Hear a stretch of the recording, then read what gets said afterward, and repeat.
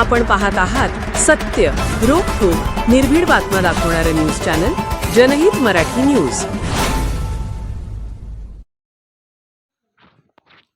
चक्क शाळेत घुसला गवा, विद्यार्थी व शिक्षक जखमी, नागरिक व पालकांमध्ये घबराट। हातकणंगले तालुक्यातील अंबप इथं आज नागरी वस्तीत गवा शिरून थेट शाळेच्या मैदानात व मुख्याध्यापकांच्या कक्षात घुसल्यानं मोठी घबराट उडाली। या घटनेत काही विद्यार्थी व शिक्षक किरकोळ जखमी झाले असून सुदैवानं कोणतीही जीवितहानी झाली नाहीये। या घटनेची अंबप गावात दिवसभर चर्चा सुरू होती। आज सकाळी तळसंदेच्या दिशेने जंगम गल्ली परिसरातून गवा गावात शिरला व तळ्याकडे जात असल्याचं नागरिकांच्या लक्षात आले। याची माहिती ग्रामपंचायतीला मिळताच सरपंच दीप्ती माने यांनी ग्राम सुरक्षा यंत्रणेमार्फत नागरिकांना सतर्कतेचा संदेश दिला।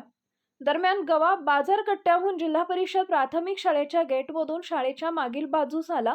त्याच परिसरात असलेल्या अंबप हायस्कूल व प्राथमिक शाळेच्या मैदानावर सुमारे 900 विद्यार्थी कवायत करत होते। गवा शाळेच्या परिसरात आल्याचं समजताच बॉयज हायस्कूलचे मुख्याध्यापक सर्जेराव जाधव यांनी तात्काळ शिपाई यांना गेट जवळ तैनात केले। मात्र गवा शाळेच्या कंपाऊंडवरून उडी मारून थेट अंबप हायस्कूलच्या मैदानात शिरला। गवा दिसताच विद्यार्थी सैरावैरा पळू लागले।